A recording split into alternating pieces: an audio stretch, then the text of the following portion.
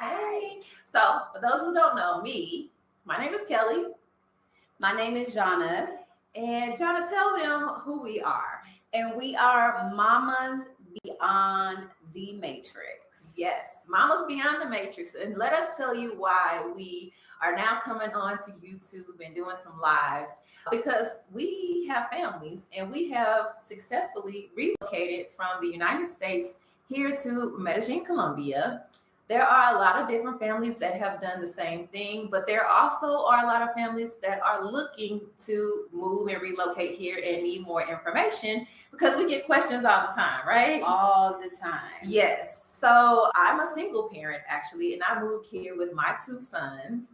And I am a mother of two toddlers and a husband. We moved here a little while ago, and we have been living abroad actually since 2021, and we relocated from another country, Mexico, but we love it here in Medellin, and we find it to be one of the places where we feel safe and secure. And many times people back home are asking us several questions. Why Medellin? And you left the United States and you have a family. How is it working? So that's what we're here to talk about today. How is it working out as moms living in a new country here in Medellin, Colombia? Yes, yes. So we're going to just kind of jump in and give you some just nitty gritty information based off of our experiences. If you have any specific questions, let us know. We can address them if we have the answers, or we can try to research it if we don't.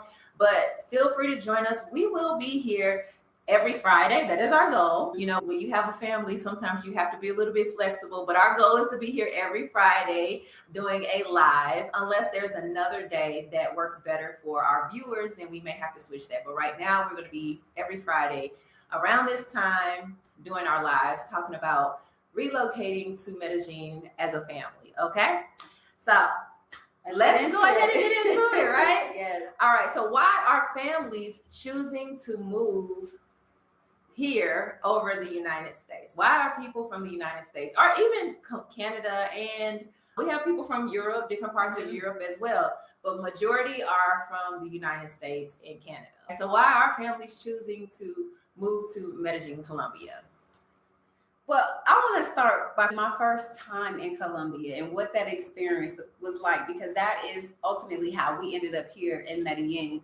In 2021, my husband and I, we were doing some traveling. We did some backpacking around. And as you all know, that was a time during the pandemic.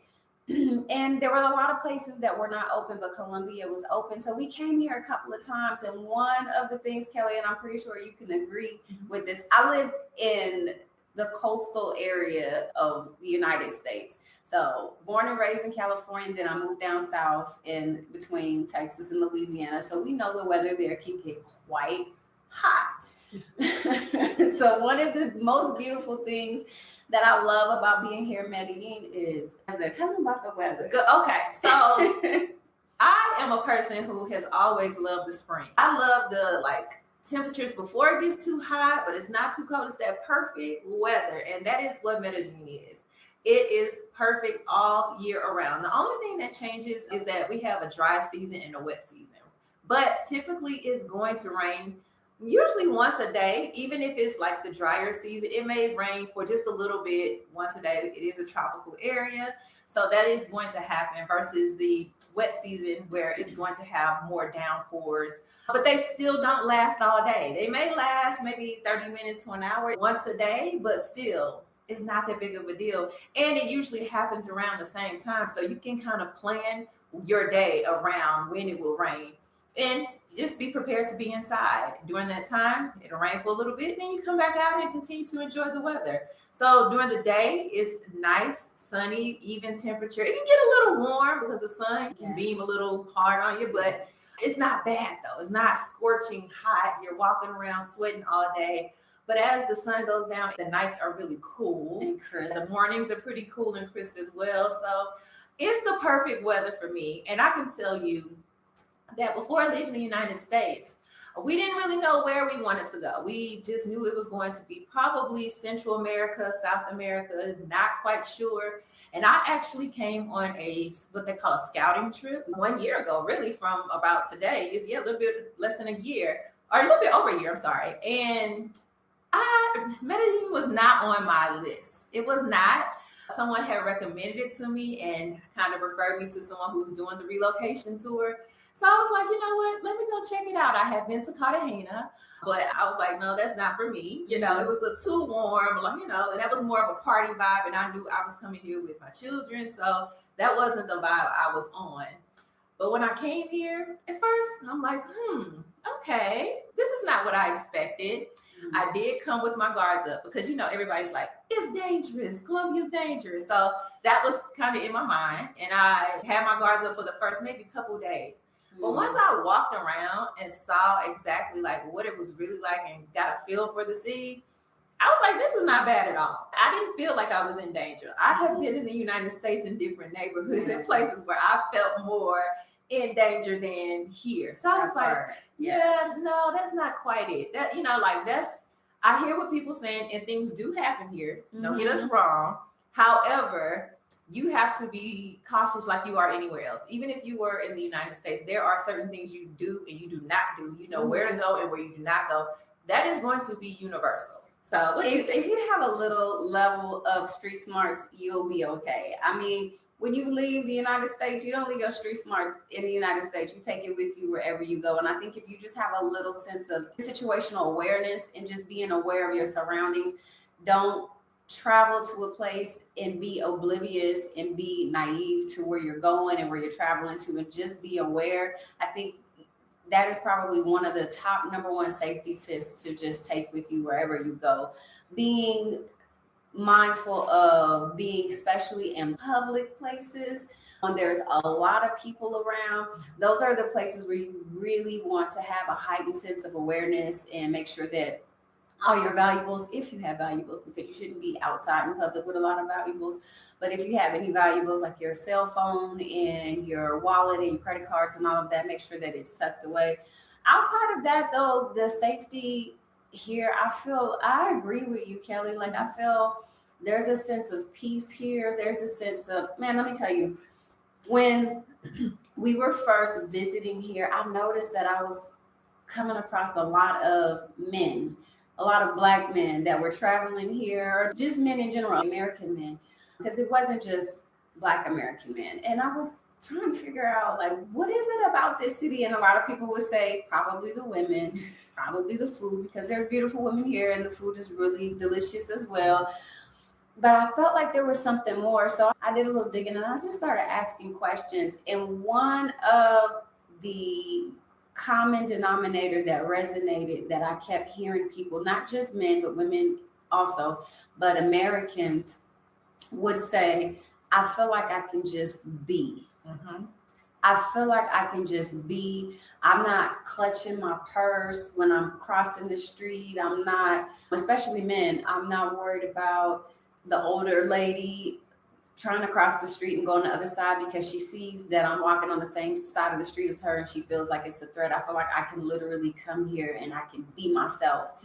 And that resonates with me because I feel like since being here and since living in Colombia, I feel like there is a sense of being that I didn't have as an American in America. There's a sense of me that arises here, a sense of more creative version of myself, a more relaxed version, a more soft version of myself, even though I may not resonate with that all the time. But, you know, I feel like there's a sense of chill, tranquila here that exists that helps you just be. Be. That is something you definitely have to get adjusted to. And I can tell you in moments I still have to adjust because we're so used to certain things. So that's just kind of a little bit about our background. And go ahead and talk about the lifestyle. Okay. The lifestyle here and how it's been upgraded.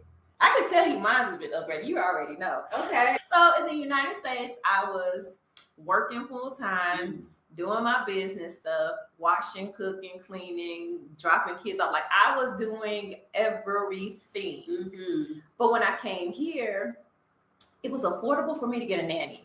And I still have my nanny. I actually hired my nanny when we came to visit on our scouting trip when I brought the kids over the summer. So this was the second scouting trip. I came by myself the first time.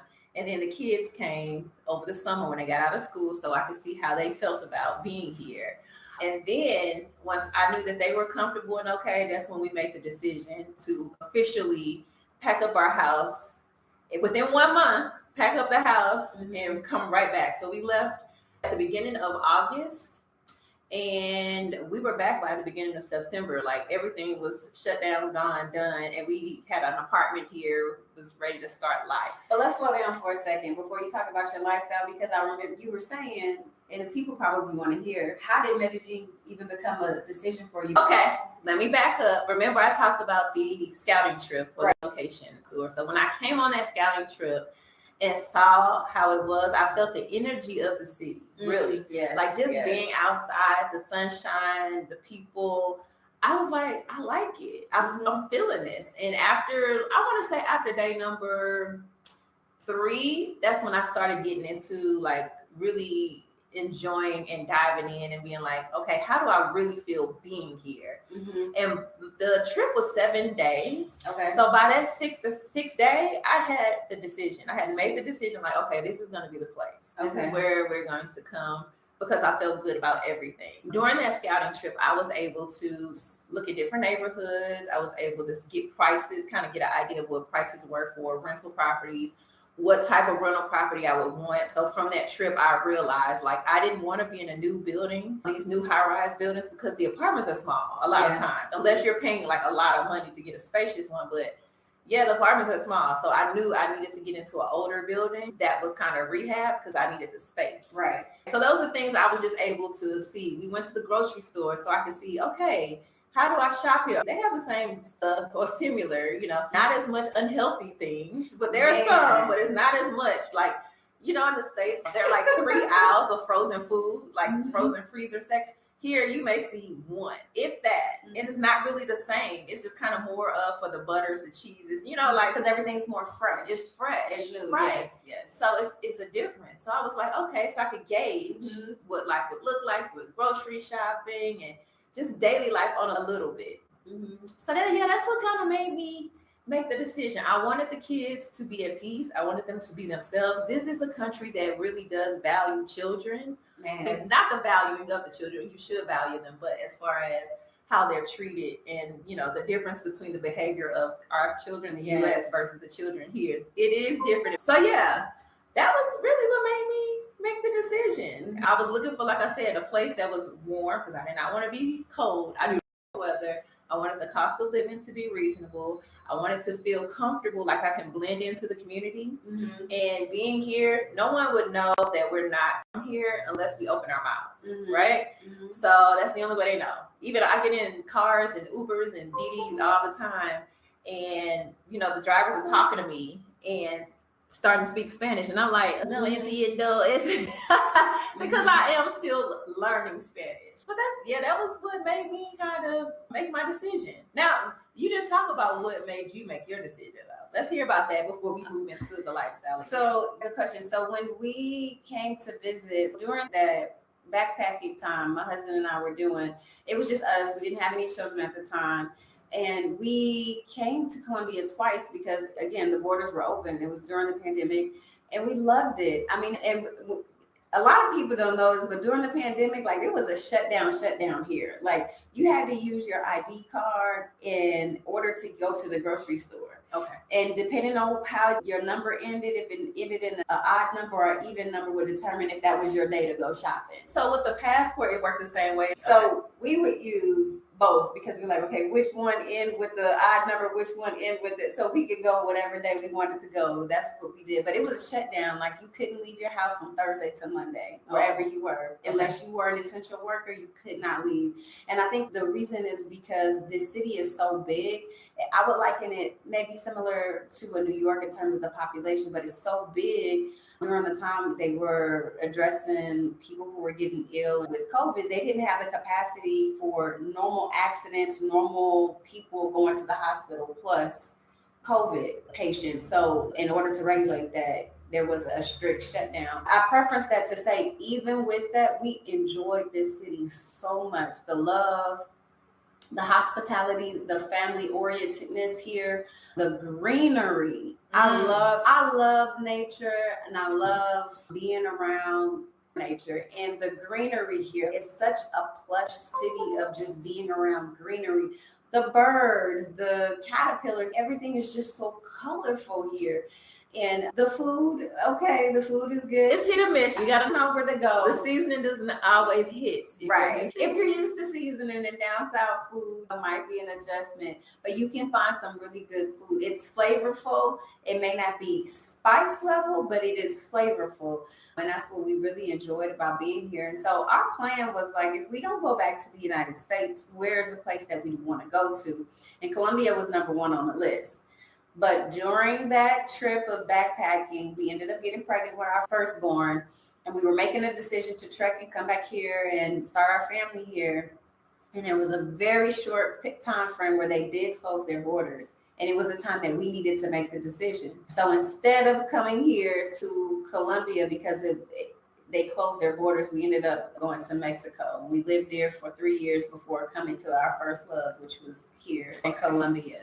And we just love it. The everything, the culture, family, life here just seems a lot more relaxed than how our lifestyle was in the States. And similar to you, I didn't have children back stateside, but I was working 16, 20-hour day shifts, 7 days a week in project management for a well-known nonprofit. And I had hustles on the side. I was doing real estate on the side, as well as Uber on the side. I would just work. I was just such a workaholic. And I had a family that I was taking care of at the time. I had my younger sisters living with me, and that was just my lifestyle.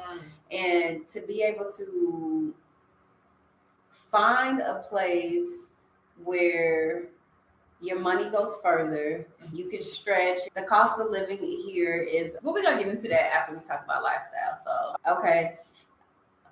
But the slower pace here for you to be able to just kind of chill and relax and take it all in and really be present, I think was the most important part of making that shift, is feeling like, man, I could just be present. Yeah. And breathe. And actually hear yourself think sometimes. Like, I know we are still busy because we are parents. However, it's different. It doesn't feel the same as it did in the United States. I just remember not even having the opportunity just to have a thought to myself because I'm so busy doing this, got to do this for this kid. I got to remember this for this child. You know what I mean? So it's just so to get here and then to get back to the lifestyle part now, to have a nanny, to be able to afford a nanny is a big deal for me. That is probably one of the main reasons why I'm not even considering going back. Because when people are like, are you going to come back to the States? And I'm like, eventually maybe, I don't know. That's not the plan right now. I'm not giving up citizenship or anything like that, but my lifestyle and it's just so much better outside the United States. And I'm not going to even say it's just Colombia. It's outside the United States because I've been in Panama. We spent some time there. I had a nanny there. And that was my first experience, having a nanny. And wow, this is life. This is normal. Do you think you'd be able to have a nanny back home? No, because I couldn't afford it. Yeah. There's no way I could afford it. Even when thinking about, okay, with everything going on in the States, I'm like, should I go back home? Because being close to family, making sure everybody's okay, maybe collaborating, being collective and pooling our resources together because things are getting tough in the States. So, I was like, should I go back? But then I thought about it and I was like, but I have to get a car. Again, I got to have a car note. Here we go, getting trapped back into these bills. Got to get a new place. Here we go, getting trapped. Even though, yes, I'm paying rent here. So I would be paying more there. But, rent here versus the United States is relative because it could be the same. Definitely my rent here is a little bit more than what I was paying. But however, I'm from St. Louis. The cost of living is not that much, But if you're from a state or a city where your rent is $2,000, $3,000, then coming here maybe a little less, but there are places here that cost that much. It just depends on what you want to live like. Yeah. So, we'll talk about that a little bit more later. But there's no way I would be able to have a nanny. And when I say a nanny, it's not just someone who helps take care of the kids. She washes, the clothes, laundry. She cleans the house. She cooks our food. She helps run errands. She helps take care of the kids. Like, she's my right hand woman, my right hand person. I couldn't imagine being here by myself, having to do all of the things and figure out the culture and figure out the schooling, because things here are different. They're not as easy as far as business or logistics as it is in the United States, you know? So it's like trying to maneuver all these little things and learning, and I don't know the language quite well yet. Like, it's a lot to get adjusted to. So I can say my lifestyle is 10 times better because we also get to go outside more. We don't have winters. You know, we're not stuck in the house in the winter when it's freezing and snowing and ice and all that stuff.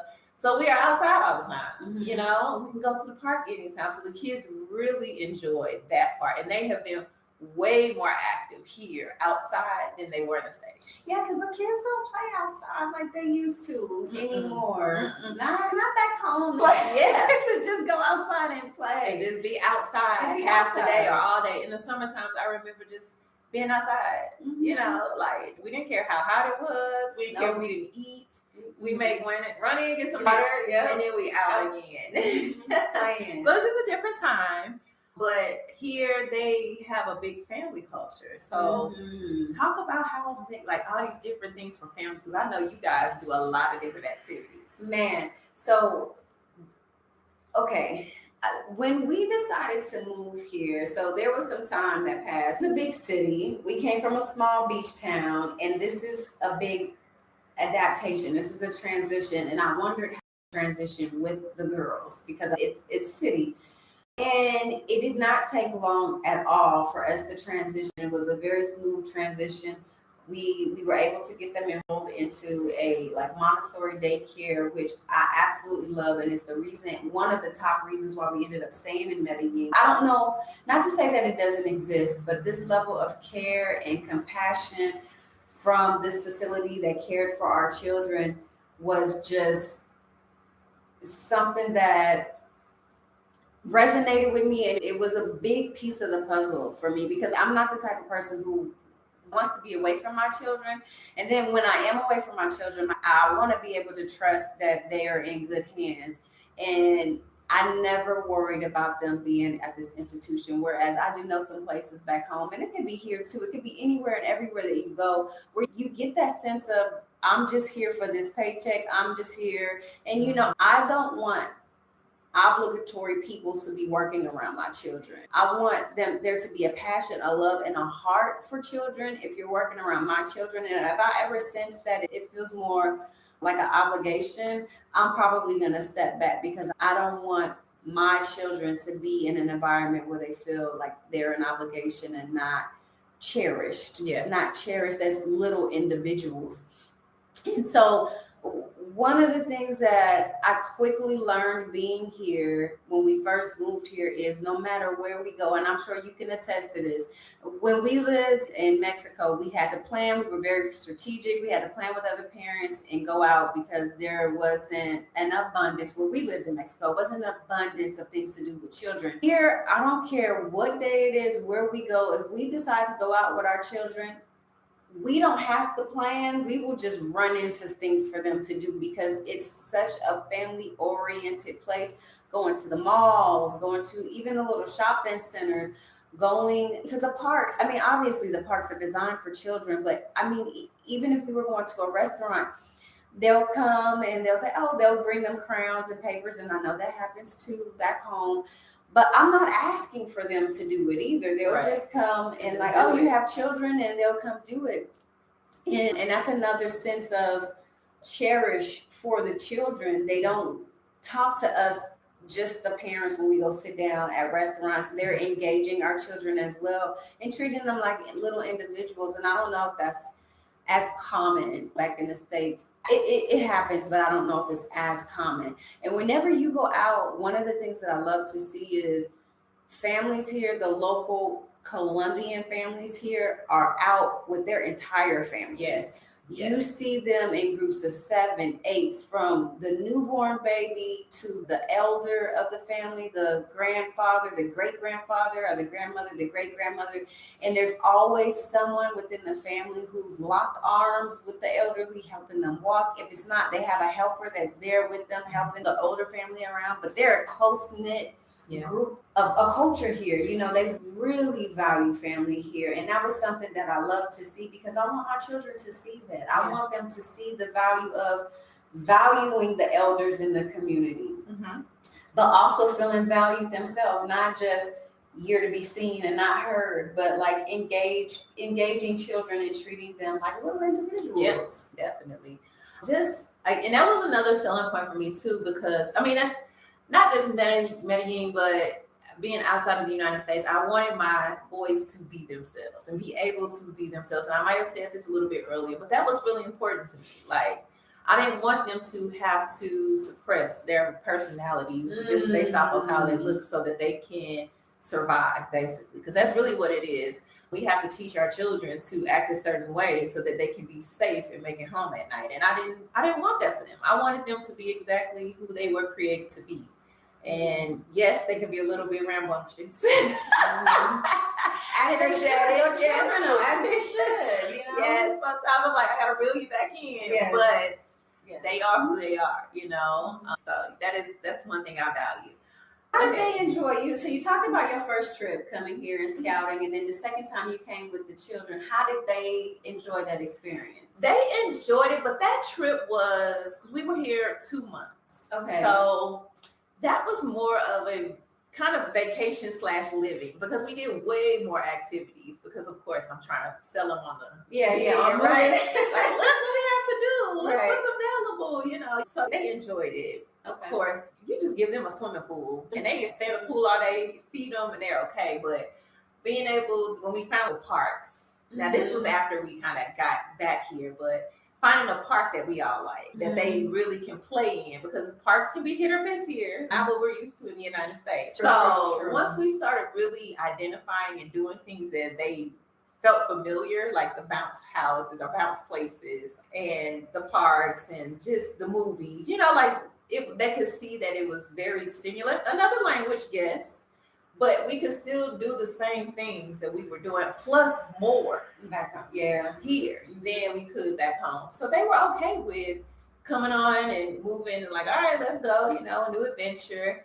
You know, we looked at some schools before we left to go back to the States. So they got an idea or a taste of what school could look like. So they were just like, yeah, you know, let's try. You know, they were like 1 year, because that's what I said. 1 year, and we'll see how we feel, you know, because I had to just, again, they're kids. But yeah, you know, they were like, they were good to go. Good to go. I mean, they like to travel. So again, it was like another adventure for them. Yeah. Okay. So I talked about the lifestyle upgrade as far as the nanny is concerned. Yes. Well, we talked about the weather a little bit. Okay. Yes. Let's talk about being outdoors. We talked about it just a little bit, but let's talk a little bit more about how it is to be able to be outdoors and the culture of health here, as far as staying fit and what we see that we don't see in the States. Yeah, you share that. Okay. So this city, one of the things I really like, really is family oriented, where I really feel like whenever you go out, you really feel that sense and that essence of family. But one of the things also is there's parks here that have, and I know you know the Medellín Park too, but there's several of them around the city where they have free gyms. They're free outdoor gyms, and so to me that's another value add, because it's a value in our health, where okay, if you want to get a fitness subscription, you can, and you can actually go to the gym. They have several of them here. Yes. But if you don't, you can still get a quality workout at the outdoor gyms. And they have some pretty elaborate equipment at these parks where you don't need a gym membership. Not only that, but we're talking about health and fitness. You know my family, and we go together. But every Sunday here, okay, so let me preface this. When we first moved here, it was on a Saturday. I remember we flew in. It was a Saturday, and we were in a hotel for a few days, and we were in the Clobato area, and we were at the Marriott actually. And we looked out the window, and we're like, "Man, it's a 5K run going on. Like, how long is that going to be?" Come to find out, they do this every Sunday. Every Sunday, they shut down the roads, not just in one area, but in 5 areas of the city. They shut down a part of the road, and families from all over the city come out with their dogs, with their children, in the strollers, in the carriers, and it's a day of just health and fitness. Now, this is also a city that is really big on religion, is really big on spirituality. And so you will see a lot of families, Christian families, Catholic families that are going to church, but also families who are honoring their fitness. You'll see them out, and it's called the Ciclovia. Yep. Every Sunday in 5 different areas of the city that is shut down, and people are walking and strolling and running and skipping along with their families and their dogs. And biking and roller skating or rollerblading. Like, it's all kind of activities going on. You don't just have to walk. I mean, whatever you want to do, you can do it. Okay. So it's a wonderful thing to see so many people out. Of course, the weather is nice, and we just get out and just talk and walk and just enjoy each other's company. They have vendors selling things. We always get our sugar cane. Yes, it's so refreshing. With some lime juice. Oh my, like, that's just our thing. Now. Look, we probably go on Sunday like, okay, we're here. We got our sugar cane juice. Yeah, that's another part of the lifestyle. So you see from young to old out walking on a daily basis. You will see older people walking, and they're still fit. Like, people, my mom's like 70s, 80s. They are still out walking. And you see some people who may have a cane or a walker or a wheelchair, but it's not as many as you would think. And I think it's just because of the lifestyle, the fact that the food is healthier, fresher, and they don't allow the animals to be injected with antibiotics and steroids and all that stuff that, like, there's a lot of things with the food that they just do not allow. So just that alone keeps you healthier and fresh, and vibrant. On top of walking, because your neighborhood has everything. So you can walk to the grocery store, walk to get something printed, anything you want, you can walk to if you're in certain neighborhoods. Like, we live in like somewhere Loreles or a little bit outside of Loreles where it's still pretty flat. So those are really, really walkable areas. There are some parts of the city that have a lot of hills, and it may not be as walkable, but you choose where you want to live based off of your lifestyle. I chose this area because I knew I wanted to be able to walk to wherever I wanted to. Let's talk about that too, because you touch on a really good point, because back home, I lived in Houston when I was living back in the States, and anybody know anything about Houston, unless you live in the inner loop, in the inner city, you need a vehicle. Yeah. You need a vehicle to get practically anywhere and everywhere. And it's such a massive city. But one of the really beautiful pieces about Houston is, like, even though it's such a big city, no matter where you live in your community, you can pretty much find any and everything that you need. But the difference is you still need a car, because it's such a land mass of a place. Even though everything is in the community, it's not walkable. A lot of places are not just walkable unless you live inner city. And that's one of the beautiful things about here is you don't necessarily have your own transportation. There are some people who move here and they do have their own. And if you don't, it forces you to create a certain lifestyle where you're more physical, you're moving your body more, because you need to walk to go get your essentials, or maybe even go to the fruit market and pick up some produce. It's now an experience where it's an errand, but now it's also moving your body in the midst of running errands. I think that also pours into being healthy and staying healthy. We definitely walk way more, and we love it. My family is a walking family. We love to walk. We love to walk. So I love to walk. Now the boys, they'll walk, but then they start complaining. I'm like, they're used to being driven around. I know your girls were born outside of the United States. They were born into, we walking, we doing this, we get in the car, but my boys are used to hopping in a car and being driven everywhere. So they will complain, but I'm like, look, keep it moving because we're walking. We're not getting in a car to walk, to go somewhere that's 10 minutes away. We're not doing that. So let's go. We're going to the grocery store. Let's talk about this because we also have we mamas, and we also have to address the fact that this new generation also is a little bit entitled. Let me give you an example. When I was young, when I was in elementary school, junior, I was a latchkey kid. So I walked to and from school. And that walk was maybe 35 minutes. And it wasn't bad. I mean, unless it was a really hot day, it was a cool walk. My niece back home is 13 years old. Her school is she moved now, so it's not as close, but her school was probably about 10 minutes from where she lived. I think that's a 10 to 12 minute walk. My mom, because they didn't have the right setup for her to go to school, I guess, would drive across the city to go pick up my niece to drive her to school. That's 10 minutes away. That's 10 minutes away. My mom drives about 25 minutes, if traffic, maybe 35 to 40 minutes across the city to pick up my niece to take her to school. That might take her a 15-minute walk. Okay. So is it a safety concern, or is it your niece doesn't want to walk? It could be a little bit of both. Because, we do have to acknowledge that in the States it's a little bit different where we have to have more eyes on our children than we do here. Mm-hmm. It could be a little bit of both, but it blows my mind because I remember when I was young, I was walking, and her age, younger than her. And I know that we live in different times now, and especially with our children in general, we have to be very vigilant. And so it's sad to say that the culture is what it is. So I understand safety is top priority. Safety is always going to be top priority. So guess what? If I was grandma too and I have to drive across the city, I'm probably going to do it as well.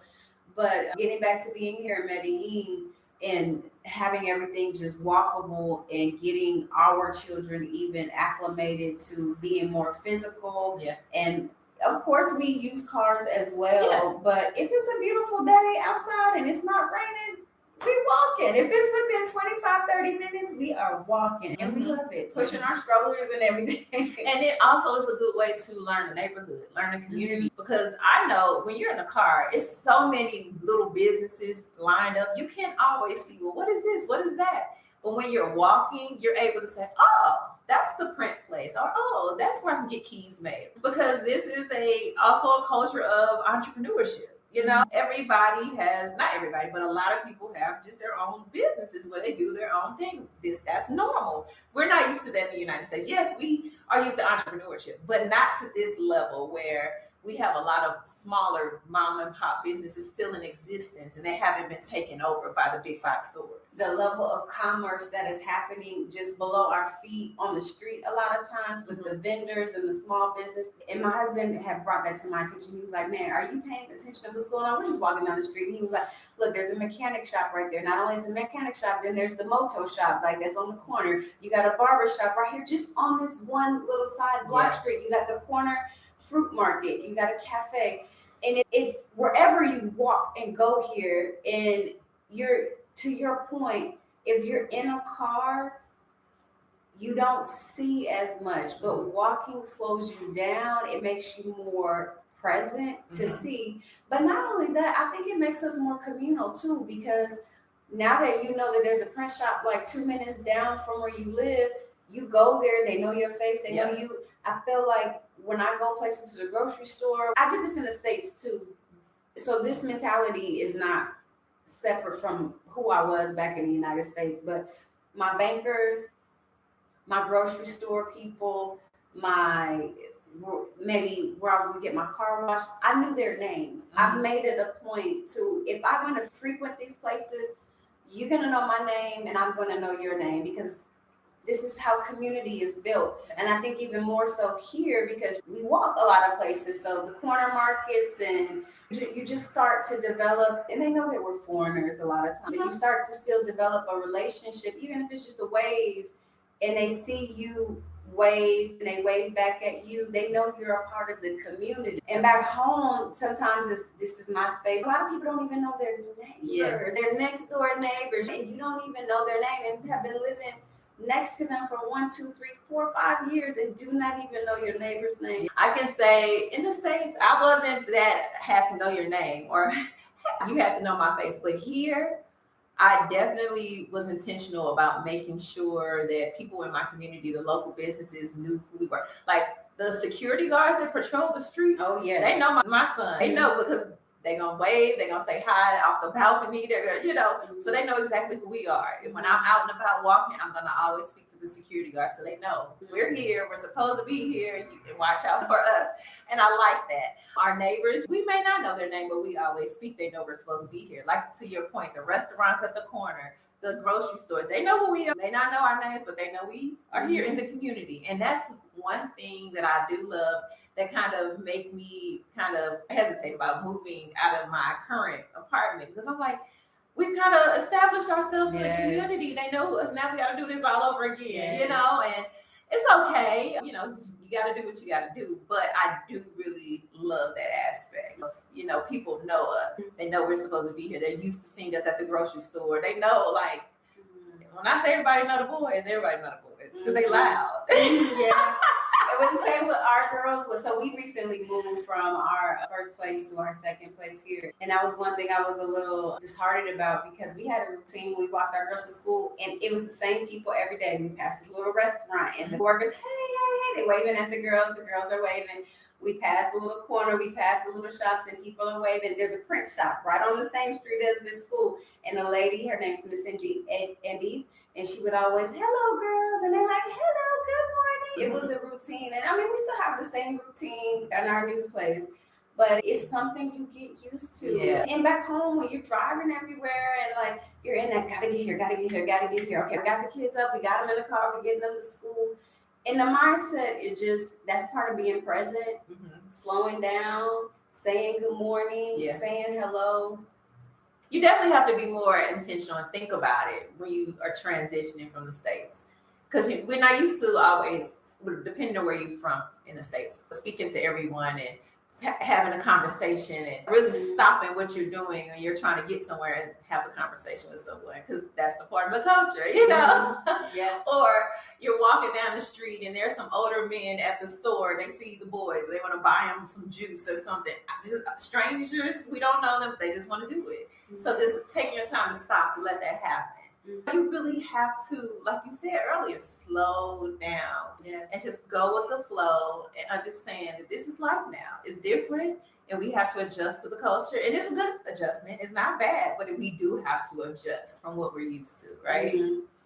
So, and that's a part of breaking out of the matrix. It is. And one of the things I think that there are a lot of people who know and understand we are living in a matrix, right? Yeah. And then as a U.S. citizen, it's even in a capitalist society, it's even more so understood. And some people are just so deep into it that they just don't even come up for a breath of fresh air. And there's people who understand that this exists and I'm part of it, but I'm trying to break out. And then there's people who actually who are breaking out and breaking out of the cycles of how we have been conditioned to do life.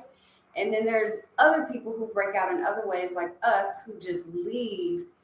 And when you do, I think it gives you a completely different picture of understanding how deep in the matrix we were, how deep in this system we were, and may not have even realized. And everything that you're saying right now and slowing down and readapting to a new culture is reprogramming our brains to function so differently outside of the 1, 2, 3, do this, do that, and so regimented that it makes us more relatable and adaptable and human. Because you can connect with people even if I don't speak enough Spanish. You know what I mean? Like my Spanish is I'm on the struggle bus, you guys. I'm trying, but I'm on the struggle bus.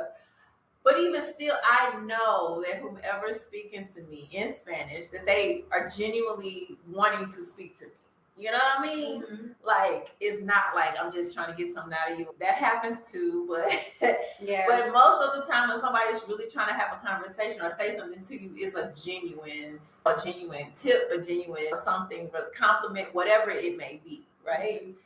So there's a difference. I want to talk about that a little bit with you. Now, this is not your first language. It's not mine either. Do you feel like you have to know Spanish to live here? Do you feel like that? I do. You do? I feel that way because of the children and all the things I need to do with them. I feel like if I was here as a single person, it would be important because I do believe any country you go to, you should at least know a basic level out of respect to be able to communicate with the community and kind of get ingrained. But it's way more important with the kids because I'm dealing with schools. Mm-hmm. I'm dealing with, playing sports and the teams and this and that. Like, I'm dealing with way more things than a single person would be doing. If I was here single, it's easy to sit in your house, do your work, and go out with other expats and speak English, and that could be your life, if that's what you choose, which I wouldn't recommend. If you're in another country, you should be able to, embrace where you are, right, and adapt and, be a part of that country and that culture.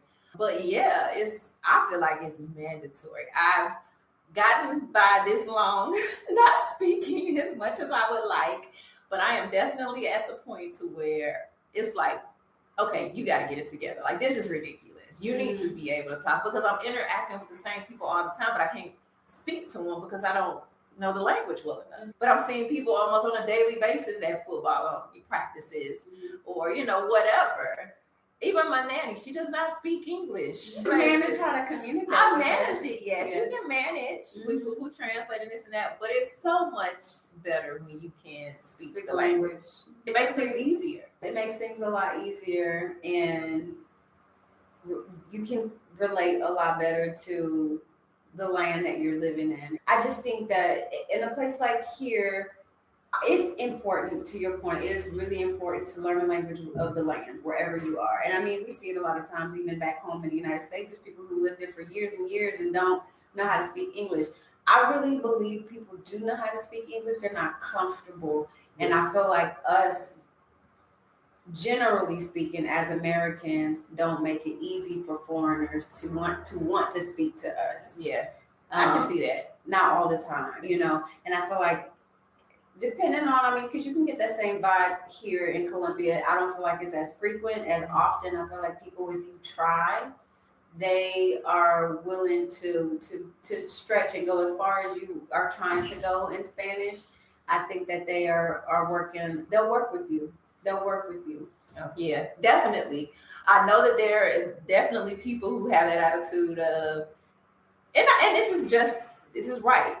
You're in my country. You should be speaking my language. Just like in the United States, we would say the same thing. You're in my country. You're in Colombia. You need to be speaking Spanish. Like, don't expect a Colombian person to speak English to you because a lot of Colombian people do not know English at all. So don't think that they're going to adapt to you. You have to adapt to them and do whatever it takes. You have to extend yourself to make sure that you fit in, not the other way around. Right? So don't bring that attitude of, I'm entitled, I'm American, I speak English, yada, yada, yada. You need to bend for me. No, you have to bend for them. You're in their country, right? So we talked about the weather, being outdoors, a slower pace of living. Let's get into the cost of living because a lot of people want to know about cost of living, and we cannot give you some exact numbers because everybody's different. Right? We can give you what our experiences or what we pay for things. But there are people who pay way more than what we pay. There are people who pay way less than what we pay for different things. So let's just talk about the major things because the major costs are going to be your rent, transportation seems to be major for me, and groceries. Oh my goodness, groceries. Way more, and that has been a shocking challenge for me. They're way more than I thought. I feel like I'm spending about the same that I spent in the States for groceries. I thought it would be way cheaper. I've tried to figure it out, but I was like, I don't think there's a workaround here. I think this is just what it is and I need to accept it. So let's go ahead and start with rent. That's the highest cost. Okay. So for example, I'll talk for myself and you can kind of share your journey and stories, but for me, I have a 3-bedroom, 2-bathroom, very spacious apartment in an older building We don't have an elevator. It's a walk up. We're on the 3rd floor. However, our apartment is much more spacious than you would see in some of these nicer, newer high rises.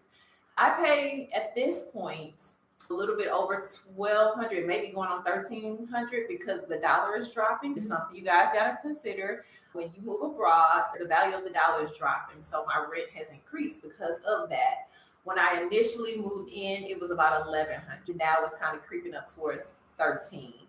However, I am about to move. So we're moving into a smaller place. It's a 2-bedroom, 2-bathroom.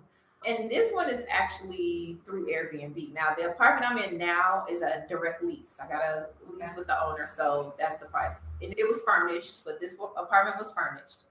My next place is also a furnished place, 2 bedrooms, 2 bathrooms. I actually booked it through Airbnb because it was just a challenge for me to find something furnished at the price I was trying to find it. And I happened to find this place, and it fit my budget because I wanted to spend less because the dollar is dropping.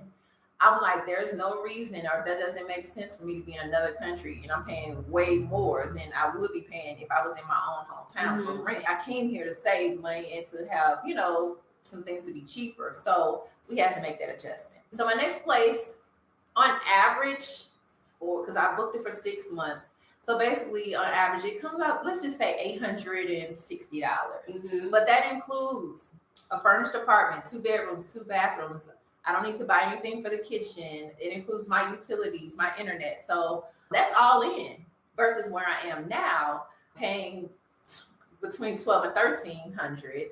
I'm still paying utilities and I'm still paying internet separate outside of that. So that's still more money, even though it's not a lot, but it's still more money on top of that. So I can say my utilities here are the equivalent of about $130. That's for the electric, the gas, and the water. That's all included in one bill. My internet bill is about maybe $30, maybe. So again, these bills aren't extremely high compared to what I was paying in the United States. However, that rent, I was like, we just got to adjust that. I know people who are paying $2,000 or more for rent. Some are paying way less. So you talk about your experience. You can definitely pay the same or more prices here as a foreigner like you would in the United States. So when we first moved here, let's just say right now, today, the American dollar, $1 is equivalent to almost 4,000 pesos here. So that's $1 for 4,000 pesos. So $20 would be like 80,000 pesos. So just to round up, I'm just rounding up. It's almost 4,000 pesos. It is a little less. I think it's like 3,600 pesos, something like that. But I'm just rounding up because we never know at the time what the conversion is going to be. So when we first moved here, we were living in an Airbnb until we decided we were looking for a place, and we found a place. We found a 5-bedroom, 4-bath, and I have a family of 4. I have 2 toddlers, so who share a room together. So we didn't need all of that space, but it was still reasonable because we paid about $4.3 million, which is about $1,100. And we actually, when we rented that place, we rented private we found the place off of Facebook Marketplace. And it included our electricity and let me preference that. It included our internet and it included our utilities up to 300,000 pesos. So after 300,000 pesos, if we went over, then we would pay the difference. But included in our rent was 300,000 pesos a month for our utilities. Now, because my husband and I, we both work from home and we are at home all day, our electric bill is probably a lot higher than a lot of local people who live here. But there were just a few months when we had to pay actually the overage, which wasn't often. I mean, we lived there for a year and we may have maybe 4 months out of that pay a surplus for our utilities. Because like you said, it includes the water, the gas, all of it. We have since moved. We decided to downsize because we didn't need that space. And this was a fully furnished 5-bedroom, 4-bath. And it was a triplex. So here in Colombia, you will find a lot of high rises. You will find a lot of buildings. And one of the things we did not want to do was, for us at the time, because we have small children, We didn't want to move into a high rise. So it fit our style of living at the time. A triplex. It was kind of like a duplex, but it had a third bottom, like kind of basement filled apartments. It was 3 different units. We now live in a home on the first floor. It's kind of like a duplex too, but the duplexes and triplexes here are a little different because they're like multi-level and not always side by side. And I know sometimes on the East Coast you'll find those like that as well. I'm not used to that being down south, and on the West Coast it's usually side by side. So we live on the first floor level, and we have a 3-bedroom. We have a 3.5 bedroom, 2 bath now. And I say 3.5 because it's really a 3-bedroom with a maid's quarter, so that room is pretty small. And we pay about $750 as opposed to $1,100, and that's just for the rent. It doesn't include the utilities, but the utilities, I don't know, since we just moved, I don't even know if we have an accurate bill yet for utilities for me to give feedback on that. But yeah, it's reasonably, but unfurnished. Let me preface that, unfurnished, because tell them what unfurnished means here in Colombia, because people don't know that. Unfurnished means nothing. You get the space, but you have to get your utilities. It came with the stove, and that was it. We had to get our washer and dryer. We don't have a dryer because we just hang our clothes, and a lot of times out of the country, that's what you do. We have a washer. We had to get our refrigerator. We had to get our oven. And our furniture, so our beds, our sofa, our table, our plants, all of that, our lamps, everything. So it's like a unit, like an apartment that you want to rent back, home that you it doesn't come with anything, but it'll come with your appliances. Yeah, it'll come with your appliances, but yeah, minus the appliances. So we had to get that. So, but without the furniture, $750. So we've had to piecemeal and furnish our place. And sometimes you can get some really good stuff secondhand. We found some nice things secondhand. We got some things new as well. And so that would be the difference. So it's kind of interesting to hear that you found a place for about $800, fully furnished. So you can find, and that's a 3-bedroom, right? It's two bedrooms, 2 bathrooms. Yeah. Yeah. So you can find, it's just a matter of looking, and then also finding the people who can help you look too. Yeah. If you know someone here, you befriend a Colombian, they are so friendly. Like, they are so friendly. It's almost like when they realize, in my experience, when they realize that you're here and you're really trying to just live here and be a part of the community and culture, I feel like they will go out their way to help you. We had some of our daughter's parents from her classmate who helped us, and we told them we were having a difficult time finding a place we were looking for a long time, and they were like, okay, well, we'll help making phone calls, and they were sending us places and went with us to go look for some places. And I was like, wow, you didn't have to do that. They even allowed us to store some stuff at their place because we were in transient position when we went from an Airbnb until we moved into our new place. They were just so nice. So we're so cool with them to this day. But yeah, like that is one thing I see as far as like we were talking about the apartments. It's a variety, it's a range. Mm-hmm. I can tell you, like, so Jana's new apartment and my new apartment, we're not really in the popular touristy area at all, but we're right outside of it, and it's still a very safe neighborhood, very local. I feel comfortable, and I know you guys do too because you want to move there if you did. Mm-hmm. So that is one caveat. Like, you will hear people say, hey, if you move to Medellín, go to Poblado or Envigado or Laureles. Yes, that's good. Don't get me wrong. And I would suggest, if you are new here, to go to those places to find the expat community and be able to build that community. But once you get comfortable, you may want to explore a little bit outside of those areas, because there are some still nice places. And that will be more reasonable if you kind of go outside of those areas. So that's one thing. Now, let's talk about transportation and groceries, because those are the next 2 highest costs. Okay. So for transportation, I feel like I'm paying a car note. But I think it's because of the kids having to be transported almost every day back and forth to football. Like, I can stay in the house, but when it comes to them, it's always something. Yeah. Plus, I have to pay for transport for their school. Mm-hmm. So that's another thing. They don't have public school buses. Like, if you enroll your kid into a school, they don't automatically have a school bus. You have to pay for transportation. So when I say I feel like I'm paying a car note, it's because I'm paying for 2 kids to be transported to school back and forth. on top of the rideshare app cars I have to get on almost a daily basis. So I'm at the point where I'm probably going to get a scooter, a little, electric scooter to roll out in to cut down on some costs.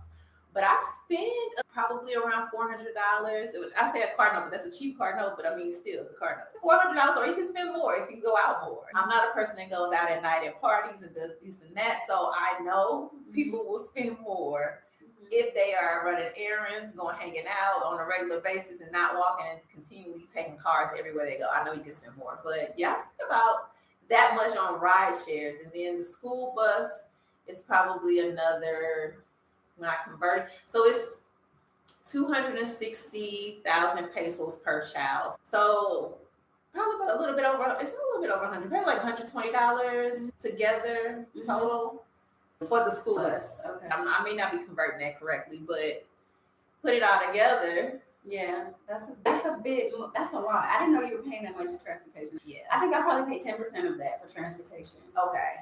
But our lives are a lot different too because of how your boys go to school. My girls go to, it's a 3-minute walk from my house. Right. So that cost is cut out because we walk them and we pick them up from school and we work from home. So it's not a whole lot of traveling. The traveling that we do is very intentional. So if we want to go co-working, or if we're meeting up with different groups, or if there's something that's going on, an event across town, I don't think I pay more than $50 a month for transportation, because a lot of the rides too, one way are like $2, as opposed to like in the States. I mean, it's a lot more than that for the distance that we go. And I don't even know what that cost would be, especially with the gas prices being up now in the United States. Yeah. I know like a 15-minute ride could be more than $20 probably in the United States. Here, you're probably looking at $3-4 maybe for a 15-minute ride across the town.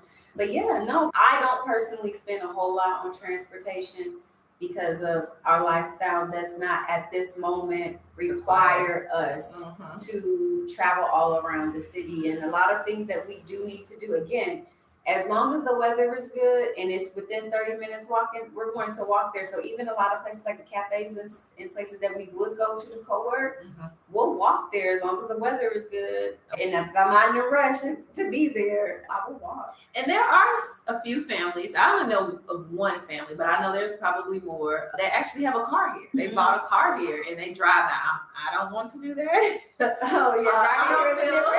don't feel comfortable driving here. But there are people who do it and they feel comfortable. So talk about safety. I don't know if I would feel safe driving here either. I don't. It's a different being accustomed to driving as an American. It will definitely. I feel like I get more accidents because I'm trying to follow the rules of the United States. And this is not what they do here.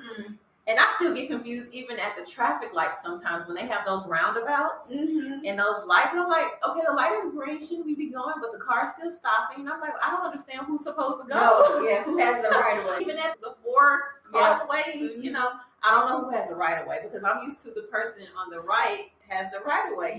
Stop signs here are just, they're suggestions. They're not mandatory. And they're not always there either. No. In terms of safety and driving, I'm okay with getting the car. Okay. Have you gotten on a moto yet? I have not. If I was single, I would have gotten on a moto by now. But because I know I'm the only one here, and if anything happens to me and these kids, that's a problem. So I won't even risk it. Even though I would love to hop on one and zip through the city, maybe when the kids are gone, the summer, and I'm here by myself, I'll probably hop on a moto and ride out, but I haven't done it yet because I'm like, I gotta make it home. I gotta make it home. That's one thing that is different because when you're in the States, you got friends, you got family. So if anything was to happen to you, somebody gonna step in and grab your kids and make sure they're okay. When you're out the country, who's stepping in if you don't have a spouse? Or if you and your... But I mean, if something happens, let's just say you're in a car accident and you and Jeff were in a car accident and your kids are not with you. But I'm just saying, those are things you got to think about. For me, by myself, nobody's here. So if I get in a car accident while these kids are at school, who's going to be here? Who's going to even know to get them from the bus and make sure they're nobody? And if I can't communicate or call my nanny or somebody to help. Who's gonna, what happens, So now let's move on to groceries. Okay. I feel like my groceries are high. I spend over $500 on groceries. I have 2 little boys that eat a lot on top of myself, and then of course when the nanny's here, she eats too. So yeah, I'm spending money on groceries. That's not even considering eating out, and we don't eat out that often. But yeah, I feel like we spend probably average about $100 a week on groceries, and we have small children, so they don't have as big of an appetite as your growing boys, but they still like to eat, and we do a lot of cooking at home. There's also some meal prep services that we do use. We just started putting them back in rotation and kind of help with our flow for the weeks and meal prep. But yeah, I feel like we're averaging about 100, probably a little more than 100 a week. So maybe about close to 500. Yeah, and even I've done meal prep as well, and it is very helpful. So that's another tip, you guys, that there are plenty of places that will do meal prep for you. It's very reasonable depending on who you're ordering for, what kind of food you're getting. But it is helpful because those times where you don't feel like cooking, you may run out of groceries or whatever it may be, to be able just to grab something that's already done is just a convenience. And it's fresh food. It's not frozen meals that you're putting in the oven. This is actually fresh food people have cooked and put together for you according to what you request. And it tastes good and it's flavorful. And they deliver it on a weekly, sometimes several times a week they'll deliver to make sure it's fresh. Because that's one thing about the food here, because it's fresh, it goes bad quickly. So you have to be careful. Because it doesn't have all the preservatives, it doesn't have all the chemicals in it. So you may have to shop more often for produce because of that as well. So keep that in mind. But again, this is just our numbers of a family of 3 and 4. We're spending over $500 just on groceries. A family of 4 with 2 toddler girls, a family of 3 with 2 growing boys. My boys are ages 8. Oh no, sorry, he just turned 9 and 6. Growing. Yes. Energetic. Yes. Boys. Yes. That kind of gives you an idea of the major cost of living. Let's go ahead and talk about the expat community and the digital nomad community, because I know that's important as well. Whenever you go somewhere new, community is important. And I know we're so conditioned to be individualistic or individualized, but you gotta have community. I mean, it's a good segue too from talking about like, what if something happens to me? You know? And like, have you built a network of individuals who you trust? I mean, everybody don't have to know where you live and know all of these things, but one of the important pieces to being a foreigner and living abroad is building community and building connections, so people know your face and know that you're in the community. If they don't see you in a while, hey, are you still here? Did you travel back home? So people can kind of check in on you. And one of the, I noticed this. I went to a conference back in the States in LA in October, and I met the group of business owners. They had a business together. There was a construction company, and they were Russian. And I'm like, oh, okay. Did y'all moved here and decided to start a business? And they're like, no, we met here. And I'm like, oh, okay, y'all met here. And I'm like, okay, so it's 3 of them. Any of y'all know? And they didn't know each other, but they seemed like they were just so close. Like they seemed like they were more than business partners. And they were like, well, no, we just found each other. And so then my brain is like, how did y'all find each other? Like, not even being from the same place back home. They were all from different places back in Russia. And it made me think, this has been going on for a long time. And this is how groups and people are able to come together, even stateside. You see different people, like that's how Chinatowns are built in different places. And they build these massive businesses and commerce, and they share resources. And that's how important community is. But I felt it makes me think, oh, this is what we're creating here. You know, when as a foreigner, you have to be intentional about making connections. And because we're all here trying to do the same thing, most of us, design a different life for ourselves, thrive and flourish in a different land, but ultimately rewire ourselves so we can be our full selves here. Right. And so when you find those type of people, the alignment it's really important to align and figure out how you can help each other. Because if something happens to you, Kelly, I hope you got people you can call. And then same for me, I need to know I got people that I can call in case something happens to even myself or my husband, because that is a troubling thought for me. That community is very important.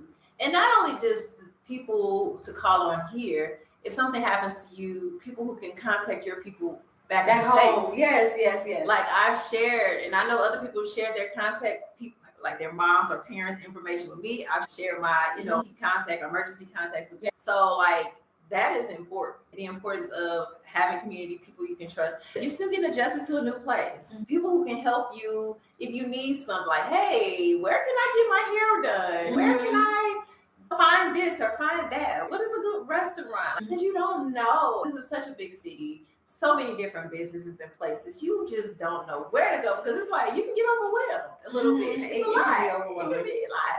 So to be able to say, hey, or just hang out with people who are familiar with your story, your culture, just relate to. And if you don't speak Spanish, then people you can actually speak to and have social be in social settings with. That's all important to me. And there are a lot of different expats who started businesses, so you can support their businesses. Like it's just community is just a good thing.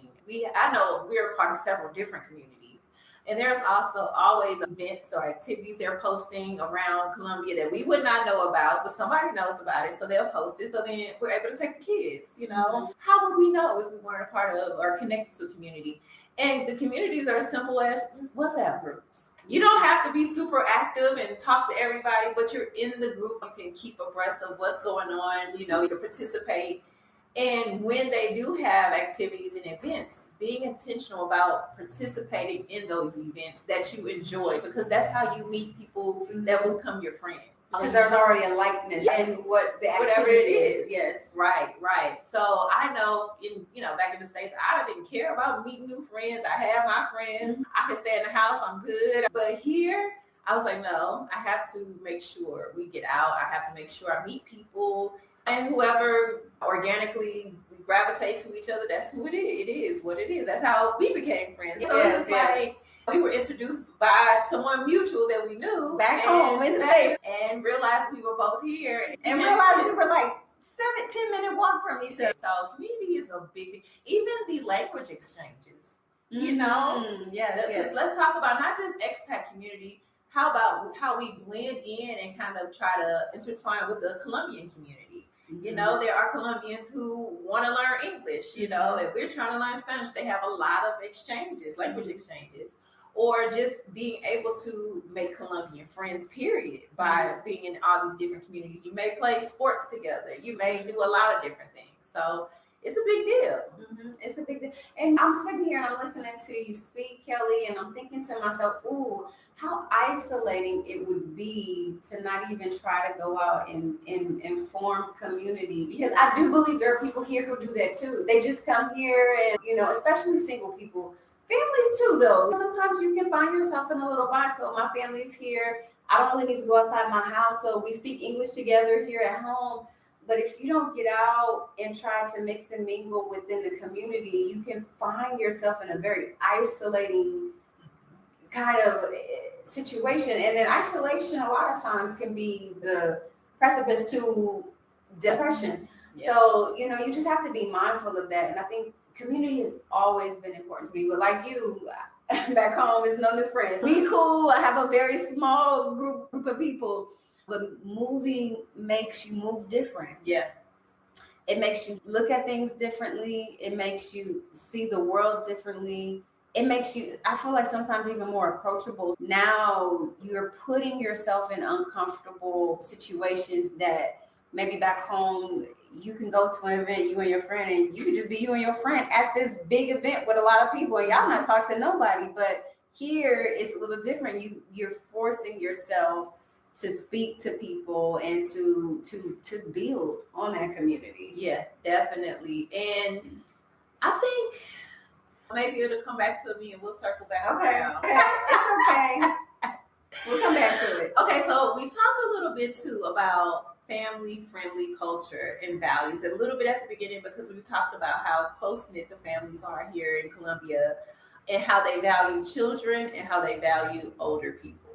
So we talked also about how we see them out and about together and all of those things. Is there anything you want to add about family and cultural values here? I don't know if I know enough about the cultural values. I know the gist, like the overview, like I just gave, but I haven't really been able, I don't have any Colombian friends per se yet because of the language, of course. But I know you do. So do you have another perspective on family and friends, the culture and the values? I mean, I think like I said earlier, they do pretty much a lot of things with their family. Like, don't get me wrong, just like there's dysfunctional families back home, there's dysfunctional families here. And there are broken up families here too. I don't feel like they are as abundant here like back home, but you will see a lot of families come together and do a lot of things together. Whenever there are a lot of holidays here, y'all. I think Colombia is either third or fourth on the list of the country that has the most national holidays that are celebrated. And part of that is because of the Catholic culture here is so strong. They celebrate a lot of saints' days. So Saint Miguel, and I could be, excuse me if I'm not getting it. I mean, if I'm not getting it correct based on the religious beliefs, but there are just a lot of saints' days here that are celebrated. And a lot of times the kids are out of school, families come together, they have dinners, they light candles to celebrate or in honor of whatever that saint day is. And it's a big thing here. I am going to also add, because pets become family to us. The pets here are very much a part of the Colombian culture. And I'm going to, because we live in Medellín and I have not lived in any other place in Colombia, I'm going to specify that to Medellín. But the pets are definitely a part of the family. But what's so cool here, Kelly, is, and I know you've probably seen this before, but I feel like the people in the culture here, they love animals regardless. Yeah. If you go to, now for Americans, this is going to be a culture shock for some of y'all. Y'all go in a grocery store, y'all going to see some people with their pets. In the malls, you're going to see people with their pets. In the food court, I'm going to say that again. In the food court, you're going to see some people with their pets. Now, being a former fur mama, I had 2 dogs at one time and recently lost our other baby. I loved my pets when I had them, and I still love them to this day. But there's some places you're not going to see me with my pets. I'm not going to be in the food court with a dog, but you will find that here. But not only that, I see people when I'm walking down the street, I'll see people come out like on the high rises in the buildings. They'll throw seeds out to the birds. Like not far from here, I used to see this person throw seeds out to the birds, and the birds would be on the little line like this, electrical line outside the window, and they would just fly and swoop and get the seeds. But also, people come and they'll leave water out in the grass for the birds to drink.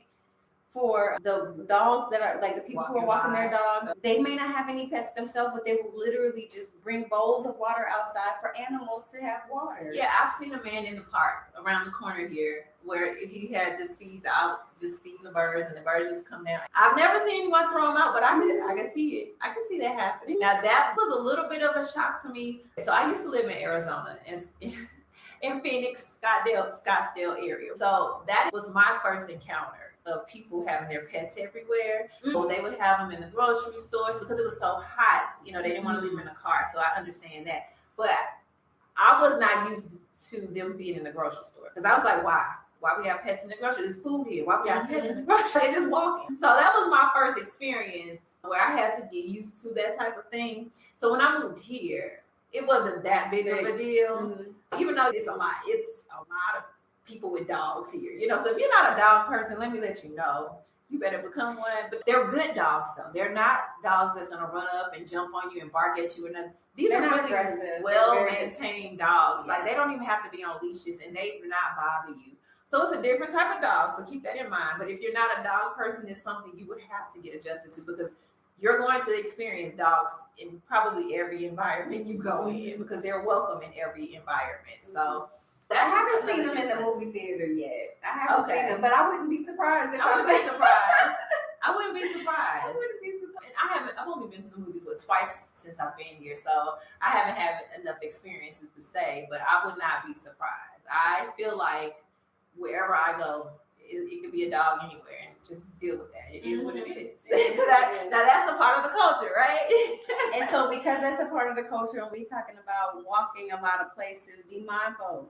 This is a dog-friendly town, so wherever you walking around, just make sure you're looking on the ground. Because not everybody picks up after. Not everybody. They pet families. Yes. So. Yes. Anything else about the culture and values of family, or anything that we may, and again, we'll probably come back to this at a later time, but we just wanted to give a high level, and I know at this point we've been on here for over an hour and a half. Yeah, we didn't even expect to be on here that long. And one last thing we wanted to kind of brush on, and you're not going to dive deep into it, but just healthcare and modern amenities. So a lot of times people think, oh, you go outside the United States, you're not going to get the best health care. I want to say, from a person who has had experience getting surgery in Panama, that was the best experience I had with healthcare ever in my life. I was like, after that experience, even just going to the doctor beforehand, the consultations, and how they handled the whole process. I said I would never, if it was up to me, I would never have another surgery or do anything major in the United States ever again. I will always go outside. I can the see United States. Even here in Colombia, in Medellín, going to the doctors. I had a doctor come to the house, and then I've actually gone to the doctors. So we have travel insurance, and so therefore we just pay out of pocket if there's something going on. So the kids kind of got a little sick, so I had a doctor come to the house, and then eventually I had to go to a pediatrician. But both experiences were top notch. They check on you, follow up with you, like they spend as much time as they need with you. It's not like the doctor's 5 minutes. You're out, you can't even talk to them, you don't really understand what's going on. No, they sit down, they make sure you understand, they're explaining everything, they're giving you options. And the facilities are like top notch when I've gone to the doctor. Even when they come to the house now, this is a culture where doctors and nurses and dentists, they will all come to your house because they feel like they'd rather you not contaminate the public. They will just come to you. And if you, especially if you're really, really sick, can't get out of bed. The dentist will come too? Yeah, dentists will come too. I've heard. Okay. But I mean, again, they'd rather them come to you so that you don't make anybody else sick outside. Or if you're just too sick to get out of bed, you shouldn't have to drag yourself to an ER, urgent care, or a doctor's office. And also, you can get appointments same day or within a day or two, not weeks, months out when you got something going on. You got a rash. Well, it's happening today. It's going to be gone by next month. When I get to a dermatologist, I need to see somebody within the next day or two, to see what's going on, right?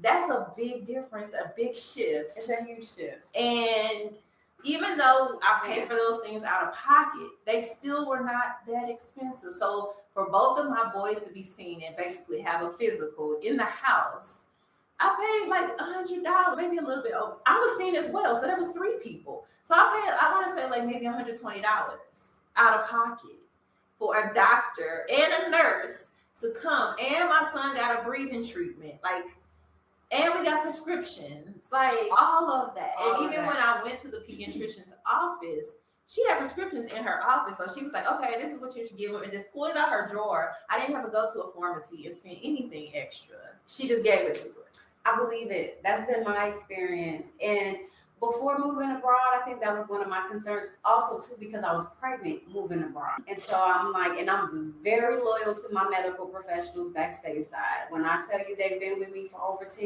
years, I'm very, very loyal. And when I left and I had the experience, I had natural births in Mexico, and I had a beautiful natural birthing team and a fraction of the cost of what it would have been in a hospital in the United States. We can get into that another time, but going to a medical professional and having them, we make an appointment for one child, but they notice another child is sniffling. They don't say, okay, I see that your child, do you want to make an appointment for them, come back in 2 days because they're trying to bill insurance. They're like, no, I'm going to treat you as a family. And the fact that I have my family doctor's number in my phone, personal number, I can call him, I can text him, and sometimes I'm like, hey, send a picture of a little rash or a breakout of my daughter's. Hey, this is what's going on. Can I schedule an appointment? And he'll say, I don't think we need an appointment. She'll be fine. Do a diagnosis, kind of like a teledoc. Mm-hmm. I'm not paying for this though. And he'll say, but here's a prescription and go get the prescription. Right. I mean, it's just another level of care. And if you want me to come to your house, I'll still come to your house. Mm-hmm. But I can tell that this is what this is. You don't need to see me, but I can still come if you want me to. Yeah. And it's just a different level. You don't feel like a number. You actually feel like a person. Yeah. I don't remember which one it was at the time. Probably Shiloh, because she had a lot of respiratory stuff going on at the time. I had my husband who could not physically be there. I had him on the phone FaceTiming, and the doctor said, hey, I heard him sniffling on the phone. What's going on? I told him what was going on with my husband. He said, oh, okay. Reached in the drawer. I got something for that. Take that to him. He did not have to do that. And I kind of get a little worked up, a little emotional, because it's like, man, the type of money that we pay back home for the care that we get, it's like there's another level of care that's not just bedside manner, that's not just, okay, schedule an appointment. It's from a human place. Like I care. Like I heard something else was going on. Is everything okay? Okay. Let me, and not charging for that. Just like, I care for your family. I care about you as a person and want to make sure you're okay. Genuinely. And I'm not just pushing off medication, you know? So that's the other thing too. There are a lot of holistic approaches here, and it's easy to get like a lot of herbs and natural, you know, oils. Yeah. Herbs. It's an abundance. Yes. If you know what you're looking for and know where to go. And it's not even that hard when you know where to go. You know, you just need to know what you need and maybe know what it is in Spanish. There are open markets here who sell this kind of stuff daily, all day long. It's no big deal. It's not a problem. It's here. So that's one thing I wanted to point out. The other thing is there's also, and this is in other countries as well, but there are places here you can go to and get like a full body workup. And this is something I really want to do, where you get worked up from head to toe. You spend there all day and get everything done for like $600. You know how much that would cost? That would probably be our copay in the States, if that. 100%. Yes. Yeah. But this is to get everything done, know from head to toe what's going on with you internally, externally, whatever. I was like, oh, I'm here for it. I want to do it, and it's gonna happen eventually. I just gotta make it happen. But I'm just loving that, loving it. So that is a little bit about healthcare there. Now, as far as insurance is concerned, they do have insurance that you can get here in Colombia if you have your residence or your temporary residence. We haven't tapped into that yet. I'm thinking about it. We haven't looked into it yet, but we still have our travel insurance because you have to have that. That's mandatory in order to even get your visa. But from what I understand, once you have a healthcare plan, it is very, very, very cheap or very reasonable. Cost effective. It's very cost effective. So I definitely want to look into it and see how much it is per month for a family of 3. So eventually I'll get to that. But yeah, like I couldn't ask for more. You know, there's dentist offices in the malls, on the streets. There's eyeglass places in the malls. Like you could just pop in and be like, hey, I need a cleaning. You can get it done right then and there. You don't have to schedule an appointment. I need an eye exam. You get it right then and there. And your glasses. And your, like, it's not that big of a deal. It's not that complicated. Lab work. You walk right in. I need to get a blood drawn. You know, I went to get blood drawn in the States. Paid for it out of my pocket at one of the, local, well-known labs. They wouldn't give me my results. It had to go to a doctor. I said, I requested it. I'm paying for it. Why can't I have my results? I just wait till I get back out the country because I know I will get my results within a day or two or whatever. Electronically sent to my email. I ain't got no problems. I will say experiencing healthcare outside of the U.S.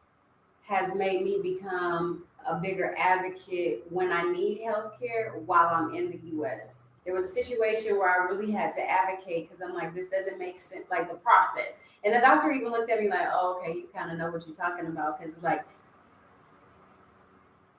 I don't need to schedule another appointment for you to give me another prescription. Right. just write the prescription. Right. I'm here today. If you're thinking that it could potentially lead to me getting another prescription, and I'm telling you I'm paying out of pocket, why would I schedule another appointment to pay another $275 out of pocket for urgent care for you to give me a prescription? Just write a prescription. It doesn't make sense. And it's just, I've become a bigger advocate because I see now how systematic our healthcare system is, and it's also very opportunistic on people who have health insurance. So I've become a bigger advocate for behalf of my family when it comes to healthcare. Yeah, and I know there are some families out there who have aging parents or may have health issues themselves, and they want to move out of the country, but that is a major concern. I personally know someone she wants to move out of the country, but she takes care of her mother who has health issues, and her mother is fine with moving, but she has to make sure she moves to a country where she can have the right doctors and whatever her mom needs, if those doctors are there. I even know a family with a young child who has health issues, and they had to make sure they could find the doctor, and they were able to find a doctor just on their scouting trip here. They were able to find a doctor who could treat their daughter for her condition, and they felt comfortable making a decision to go ahead and move because that was in place. You know, that's a big deal. That's especially when you have a child or someone in your family who has chronic health issues. And this is a place where you will be able to get the care you need, and it's quality care at a reasonable price, fraction of what whether you're paying out of pocket or not. Even if I had an emergency and, had to go to the hospital, I know I can cover that bill with a credit card. You cannot say that in the States. You're going to be billed, and then they're going to try to, do this and do that. Maybe if you can't pay it, they coming after you for collect. Like, really? For healthcare? I just want to be alive. I just want to be healthy. I mean, really, it shouldn't be that serious. It shouldn't be. But that's a little bit about healthcare. And I would just say this, even a lot of the things that we need prescription for back home, you don't even need a prescription. Go to pharmacy. So that's the other thing. Pharmacies are in abundance. And it's not just your major pharmacies. Like at home, we got Walgreens, CVS. No, these are mom and pop pharmacies. You can find several pharmacies on one street. Walk up to them and tell them. You don't even have to go to the doctor sometimes. Tell them, hey, I have cold in my chest, I'm coughing, they'll say, okay, here you go, this is what you need, and give you what you need right then and there. Are you paying for it? But you're paying for the medication, of course, but I'm just saying you don't even have to go to the doctor to pay for the doctor to get a diagnosis. Just walk up and say, this is what is going on. What do you have available for this? And they're going to give you something that they have available for that. Yeah. And that's everywhere. It's not hard to find a pharmacy anyway. So anything else about healthcare you want to talk about before we wrap it all up? Because I would just say, if it's anybody who is listening who is a little reluctant about getting healthcare from a third world country, I would say it's probably not nearly what you imagine it to be, and you would be surprised at the level of care you can get. I don't even consider Colombia a third world country anymore. I know we're conditioned to say that in the United States, we're conditioned to think that, but being here and living here is not. It's not. Like, when you think of third world, you think of... Even Mexico. It's not. You think of people who destitute, like they barely making it. No, that's not. I feel like more people here are thriving probably than they are in the States. Yes, you do have people of lower income, people who are homeless. You still got those populations. That's everywhere you go. However, it don't look the same. Because even when I see people in lower economic conditions, they still feel like they have some type of joy in their lives.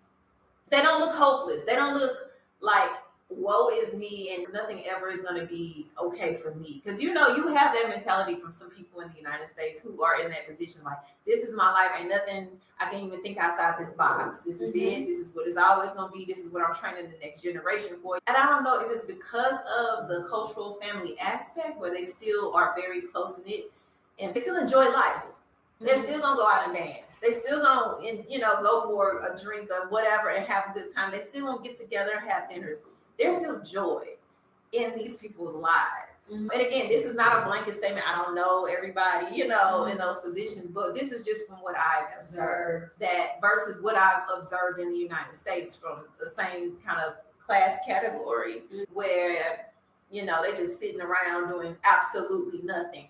Here, if you have a person who needs some money, they're going to be juggling something. They're going to be painting themselves as something. They're going to be acting and performing for, like, they're going to wash some windows. They're going to sell some candy. Like, they're doing something to try to get money. They're not just holding their hand out or sitting down doing nothing. That is one thing I could definitely say. It's a difference. It's a difference. So we're going to go ahead and wrap this up. Episode 1 has been long enough. Our video went out, but that's okay. Hopefully our next one, it will be okay. We'll have to work out the kinks, but this is episode 1, why so many families are moving to Medellín and choosing Medellín over the U.S. We talked about weather. We talked about the cost. We talked about community. We talked about family orientedness and healthcare and a lot more in between there. And if you're thinking about and considering visiting Medellín, this is our little plug to say, do it. Yeah, this is our plug. And again, we'll be here every Friday giving you more information. If you all have any questions, put it out there in the chat, message us, and we will try to get those answers for you and bring more information to you in the future. So that's all we have for today. Signing out. This is Mamas Beyond the Matrix. And this is Kelly and Jonna. And we will see you next week. Bye.